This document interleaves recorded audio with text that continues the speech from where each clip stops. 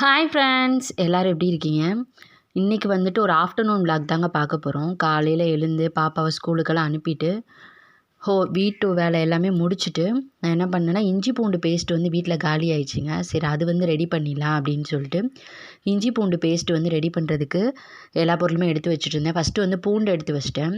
இஞ்சி வந்துட்டு நான் ஃப்ரிட்ஜில் வச்சுட்டு மறந்துட்டேங்க. ஒரு 1 வீக் இருக்கும்னு நினைக்கிறேன். அது வந்து நல்லா இஞ்சின்னு சொல்லுவாங்க இல்லைங்களா, மாவு இஞ்சி. அது வந்து இன்னுமே கொஞ்சம் சாஃப்டாயிருச்சு.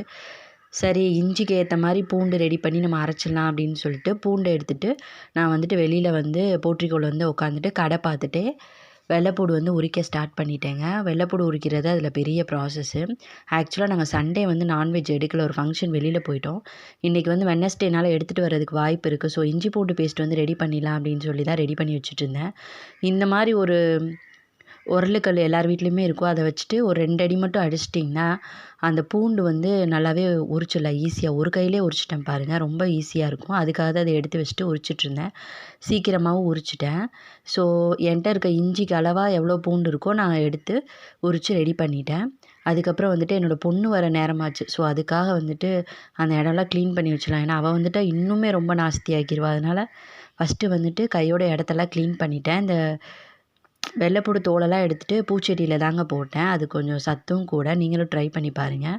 எல்லாமே இதெல்லாம் எடுத்து வச்சுட்டு க்ளீன் பண்ணிவிட்டு நான் இஞ்சியை வந்து ரெடி பண்ண ஸ்டார்ட் பண்ணிட்டேன்.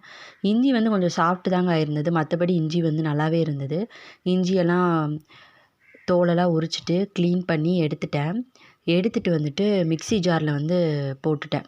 என்னோடய மிக்ஸி ஜாருக்கு எவ்வளோ அளவோ அதுதான் இன்றைக்கி நான் ரெடி பண்ணேன். மிக்ஸி ஜாரில் எல்லாமே போட்டுட்டு கொஞ்சமாக தண்ணி ஊற்றிட்டு நல்லா பல்ஸில் போட்டு எடுத்துட்டேன். எடுத்ததுக்கப்புறம் பார்த்திங்கன்னா இஞ்சி பூண்டு பேஸ்ட் வந்து இப்படி தான் இருந்தது.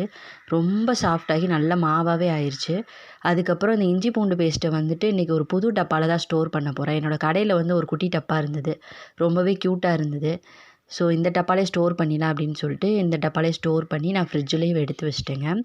அதுக்கப்புறம் இன்றைக்கி வந்து லன்ச்சு சீரீஸ் என்ன அப்படின்னு பார்த்தீங்கன்னா, எனக்கு ஒரு ஆளுக்கு தான் லன்ச்சு. அதனால் வந்துட்டு எக் ஃப்ரைட் ரைஸ் பண்ணிடலாம் அப்படின்னு சொல்லிட்டு 2 எக் எடுத்து கொஞ்சம் ஒயிட் ரைஸ் இருந்தது. சரி, ஓகே அப்படின்னு சொல்லிட்டு எக் ஃப்ரைட் ரைஸ் தாங்க பண்ணேன். ஆக்சுவலாக இன்றைக்கி வேறு ஏதாவது பண்ணலான்னு தான் நான் பிளான் பண்ணியிருந்தேன். கொஞ்சம் ஃபோனில் வந்து பிரியாணி வீடியோலாம் பார்த்துட்டு இருந்தேன்னா கொஞ்சம் டெம்ப்ட் ஆயிடுச்சு. சரி, அட்லீஸ்ட் ஃப்ரைட் ரைஸாவது பண்ணி சாப்பிட்லாம் அப்படின்னு சொல்லிட்டு பெப்பர் பொடியெல்லாம் போட்டு சூப்பராக ஒரு ஃப்ரைட் ரைஸ் பண்ணிட்டேன். இன்னொரு வீடியோவில் பார்க்கலாம். பாய்.